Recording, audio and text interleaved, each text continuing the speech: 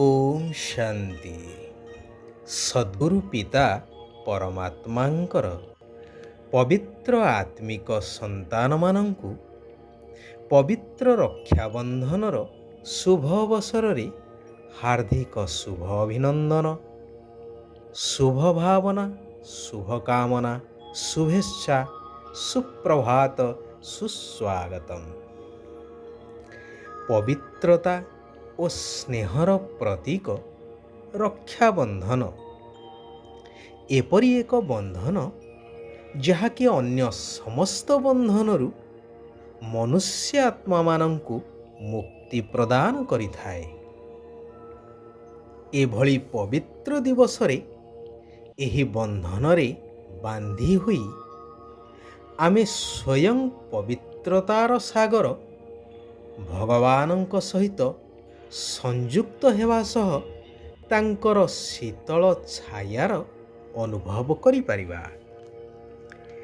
ଏହି ପର୍ବ ଆମ ସମସ୍ତଙ୍କୁ ଏହି ପ୍ରେରଣା ଦିଏ ଯେ ଜୀବନକୁ ଆଧ୍ୟାତ୍ମିକ ମୂଲ୍ୟ ଦ୍ୱାରା ଭରପୁର କରି ଶାନ୍ତି ଏବଂ ଶୁଭ ଭାବନାର ରଙ୍ଗ ଲଗାଇ ବ୍ୟବହାରରେ ସ୍ନେହ, ସହାନୁଭୂତି, ଦିବ୍ୟତା ଓ ମଧୁରତା ଆଦି ଦିବ୍ୟ ଗୁଣକୁ ଧାରଣ କରି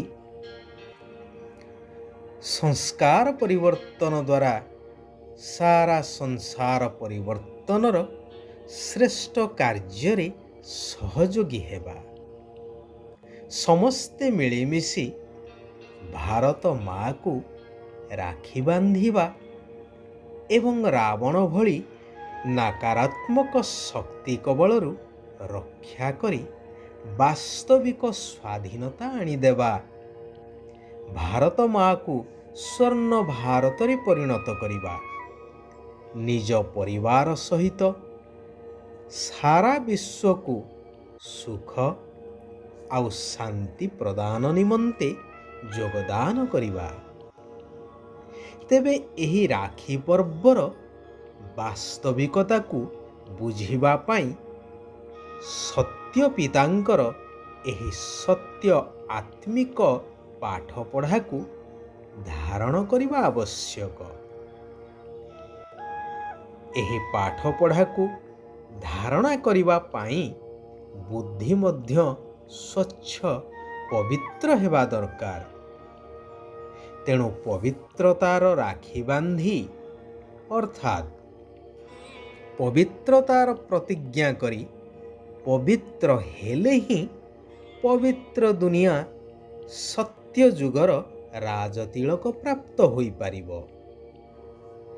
ଯେପରି କୌଣସି ମୁଖ୍ୟ ସ୍ଥାନକୁ ଯିବା ପାଇଁ ହେଲେ ବା ଏକ୍ଜାମ ହଲ୍କୁ ଯିବା ପାଇଁ ହେଲେ ପରିଚୟ ପତ୍ରର ଆବଶ୍ୟକତା ଥାଏ, ଠିକ୍ ସେହିପରି ଏହି କଲ୍ୟାଣକାରୀ ପୁରୁଷୋତ୍ତମ ସଙ୍ଗମ ଯୁଗରେ ଆମ ଆତ୍ମିକ ସନ୍ତାନମାନଙ୍କୁ ପରମାତ୍ମା ପିତାଙ୍କ ଦ୍ୱାରା ପରିଚୟ ପତ୍ର ପ୍ରଦାନ କରାଯାଉଛି ନୂତନ ସତ୍ୟଯୁଗୀ ପବିତ୍ର ସ୍ୱର୍ଗ ଦୁନିଆକୁ ଯିବା ପାଇଁ।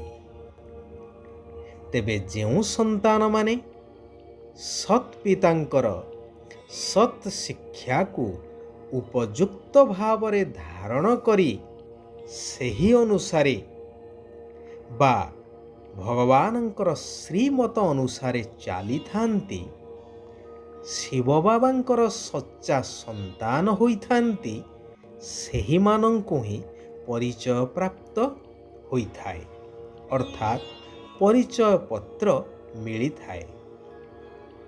ତେବେ ଏହି ସତ୍ ଶିକ୍ଷାକୁ ଜୀବନରେ ଧାରଣ ସେହିମାନେ ହିଁ କରିପାରିବେ ଯେଉଁମାନେ ପବିତ୍ରତାର ପ୍ରତିଜ୍ଞା କରି ତାକୁ ଠିକ୍ ଭାବରେ ପାଳନ କରି ବୁଦ୍ଧି ରୂପୀ ଝୁଲାମଣିକୁ ସ୍ୱଚ୍ଛ ରଖିଥାନ୍ତି।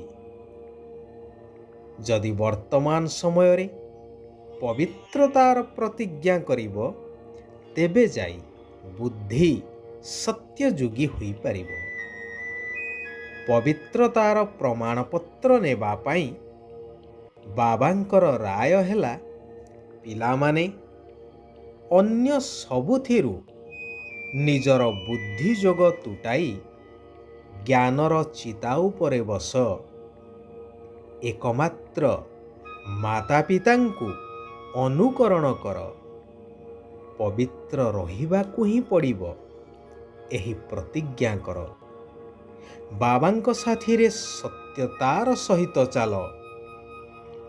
କେବଳ ପରମ୍ପରା ପାଳିବା ହିସାବରେ ଭଉଣୀ ଭାଇ ହାତରେ ଖାଲି ରଙ୍ଗ ବେରଙ୍ଗର ରାକ୍ଷୀ ବାନ୍ଧି ମିଠା ଖୁଆଇ ଆନନ୍ଦ ଉତ୍ସବ ମନାଇଲେ ଯେ ରକ୍ଷାବନ୍ଧନର ଉଦ୍ଦେଶ୍ୟ ପୂରଣ ହୋଇପାରିବ ତାହା ନୁହେଁ।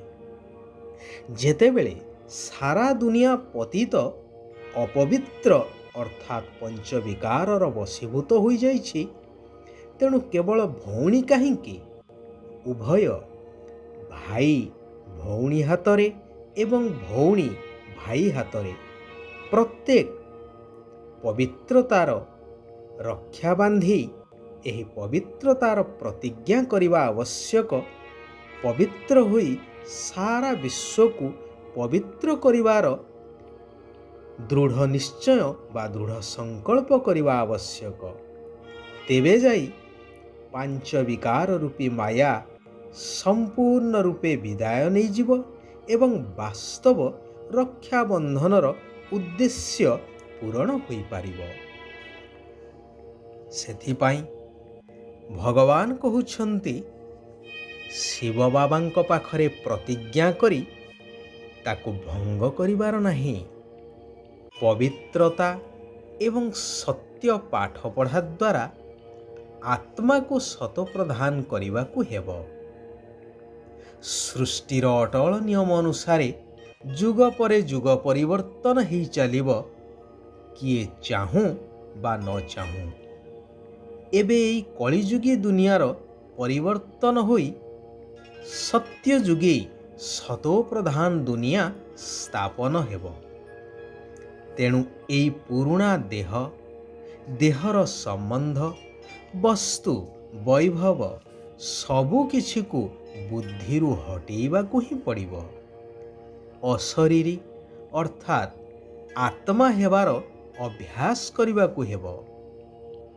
ଯୋଗବଳ ଦ୍ୱାରା ମାୟାର ତୋଫାନ ଗୁଡ଼ିକ ଉପରେ ବିଜୟ ପ୍ରାପ୍ତ କରିବାକୁ ହେବ। ଶିବ ବାବା କହୁଛନ୍ତି, ନିଜକୁ ବିଶ୍ୱ କଲ୍ୟାଣ ପାଇଁ ନିମିତ୍ତ ମନେ କରି ବ୍ୟର୍ଥଠାରୁ ମୁକ୍ତ ରହୁଥିବା ବାବାଙ୍କ ସମାନ ଆତ୍ମା ହୁଅ। ଶିବ ବାବା ଯେପରି ବିଶ୍ୱ କଲ୍ୟାଣକାରୀ ଅଟନ୍ତି, ସେହିପରି ତୁମେ ପିଲାମାନେ ମଧ୍ୟ ବିଶ୍ୱ କଲ୍ୟାଣ ପାଇଁ ନିମିତ୍ତ ଅଟ। ତୁମର ଶୁଦ୍ଧ ମନୋବୃତ୍ତି ଦ୍ୱାରା ହିଁ ବାୟୁମଣ୍ଡଳ ପରିବର୍ତ୍ତନ ହେବ।